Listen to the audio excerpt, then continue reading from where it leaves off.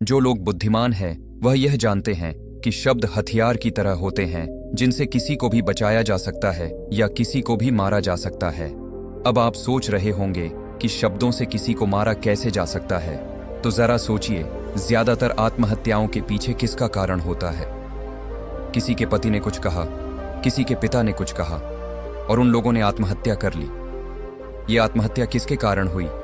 वो पीड़ित के मन को इतना दुखी कर गए कि उसके मन से वो दुख सहना और ज्यादा बर्दाश्त करना नामुमकिन हो गया और इसी वजह से उन्होंने आत्महत्या कर ली। ऐसे ही आपके शब्द किसी को नया जीवन प्रदान कर सकते हैं। जब कोई आदमी उदास होता है या दुखी होता है तो आपके शब्द उसमें एक नया जोश, एक नया उत्साह भर सकते हैं और एक हारा हुआ आदमी अपने जीवन में एक नई शुरुआत कर सकता है, सिर्फ शब्दों के माध्यम से, हमारी वाणी के माध्यम से। तो अब तक आप ये तो समझ ही गए होंगे कि हमारे शब्द हमारे जीवन को किस तरह निर्धारित करते हैं, शब्दों में कितनी ताकत होती है और किसी से बात करते वक्त हमें कितनी सावधानी से अपने शब्द सुनने चाहिए। आज की जो बौद्ध कहानी मैं आपको सुनाने वाला हूं, उसमें आपको सीधे सीधे तौर पर कुछ ऐसे तरीके पता चलेंगे, कुछ ऐसी परिस्थितियां पता चलेंगी जहां पे आपको हमेशा चुप रहना चाहिए। कुछ परिस्थितियों में अगर आप कुछ नहीं बोलेंगे तो वही आपके लिए सबसे ज्यादा बेहतर होगा। इससे पहले कि आप इस कहानी में खो जाएं, इस चैनल को सब्सक्राइब जरूर कर लें। तो चलिए कहानी शुरू करते हैं। एक बार की बात है, एक युवा लड़का एक बार एक बौद्ध भिक्षु के पास पहुंचा। वो काफी परेशान लग रहा था और उसने बौद्ध भिक्षु से जाकर पूछा कि हे महात्मा, मैं अपने आप से परेशान हूं, अपने आप से दुखी हूं।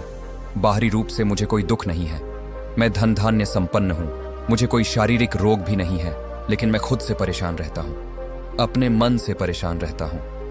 अक्सर मेरी बातों को मेरा कोई भी दोस्त गंभीरता से नहीं लेता है और ना ही मेरे परिवार के लोग मेरी किसी बात को गंभीरता से लेते हैं। मैं जो कुछ भी सलाह देता हूं, या तो वह उसे मजाक में उड़ा देते हैं या फिर उसे गंभीरता से लेते ही नहीं है। मेरी बातों को कोई गंभीरता से क्यों नहीं लेता है? क्यों मेरी बातों पर कोई अमल नहीं करता? क्यों मेरी बातों में कोई रुचि नहीं दिखाता? क्या कारण है? कृपया मुझे बताने का कष्ट करें और मेरे मन के इस दुख को दूर करें। यह सुनकर बौद्ध भिक्षु ने कहा कि आज सुबह मैं चालित ध्यान करके वापस आ रहा था। रास्ते में कुछ कौवे काम कर रहे थे और वहीं पर जब मैं चलता हुआ कुछ दूर आया तो मुझे एक मोर की मधुर आवाज सुनाई दी। ये सुनकर अचानक मेरे मन में ख्याल आया कि कौवे कितना काम करते हैं, कितना बोलते रहते हैं, लेकिन कोई भी प्राणी कौवे की आवाज को पसंद नहीं करता। मोर हमेशा सही परिस्थिति के हिसाब से बोलता है। जब भी बारिश होने वाली होती है और बादल गरजते हैं और बारिश होने की आशंका होती है, ऐसे में मोर अपनी मधुर आवाज में गाता है, जो सभी को प्रिय होता है, सभी को अच्छा लगता है।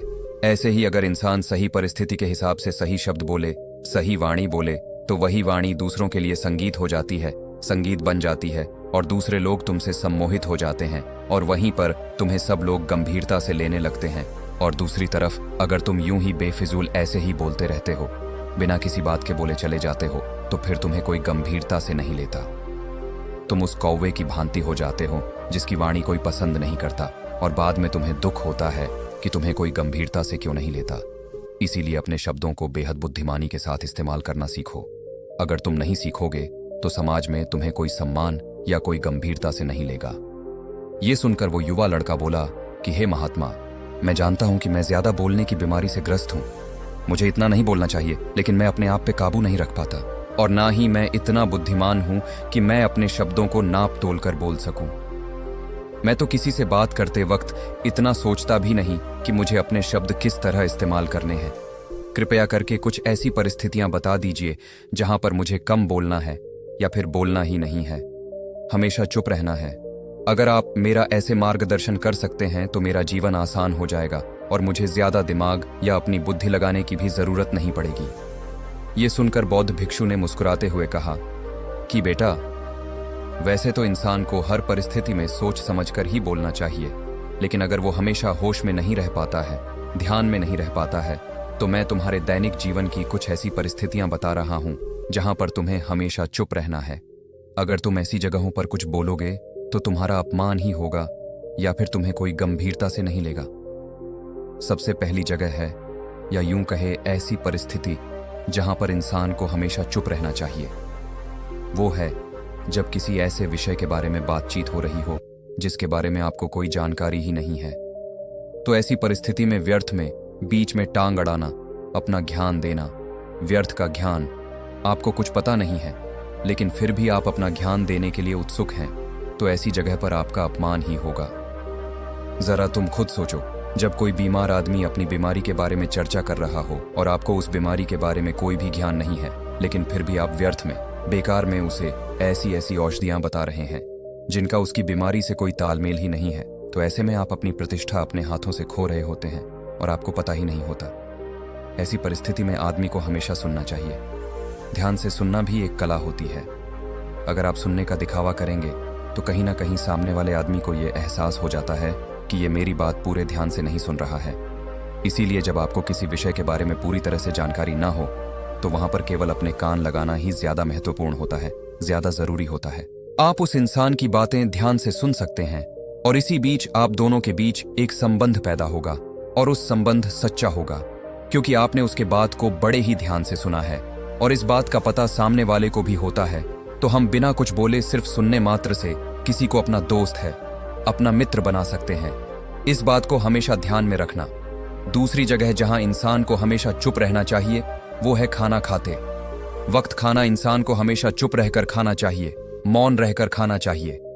महात्मा बुद्ध और उनके भिक्षु हमेशा चुप रहकर भोजन करते हैं, शांत भाव से भोजन करते हैं, परिपूर्ण होकर भोजन करते हैं, पूरी तरह से करते हैं, एक एक टुकड़े का स्वाद लेकर भोजन करते हैं। और ऐसा भोजन जब आपके शरीर में पहुंचता है तो वो आपके अंग अंग तक ऊर्जा पहुंचाता है। अक्सर हम भोजन करते वक्त कुछ ना कुछ बोलते रहते हैं, कुछ ना कुछ सुनते रहते हैं, लेकिन मौन रहकर पूरा स्वाद लेकर उस भोजन को कभी नहीं करते। हम उस भोजन को करते वक्त आधे अधूरे ही रहते हैं और इसीलिए हमारा शरीर रोगों से ग्रस्त हो जाता है।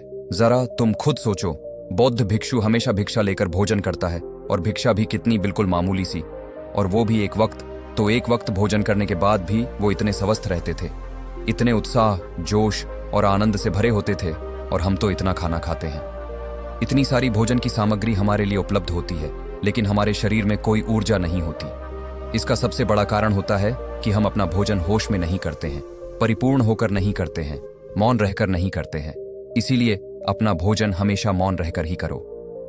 तीसरी जगह जहां पर अगर आपने चुप रहना सीख लिया तो इसका मतलब यह है कि आपने अपने ऊपर विजय हासिल कर ली। जी हां, गुस्से में शांत रहना या चुप रहना इतना आसान नहीं होता है। अक्सर हम गुस्से से भरकर कुछ ऐसे शब्द या अपशब्द बोल जाते हैं जिसका पछतावा हमें हमेशा रहता है, लेकिन जुबान से निकला हुआ शब्द वापस नहीं हो सकता, उस शब्द को मिटाया भी नहीं जा सकता।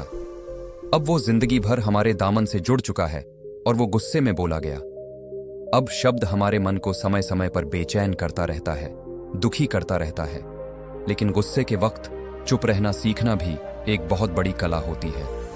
गुस्से में आदमी का अपने ऊपर काबू कहाँ रहता है, अपनी इंद्रियों को वश में कहाँ रख पाता है। इसीलिए इस कला को आप तभी सीख सकते हैं जब आप गुस्सा भी होश में रहकर कर पाए।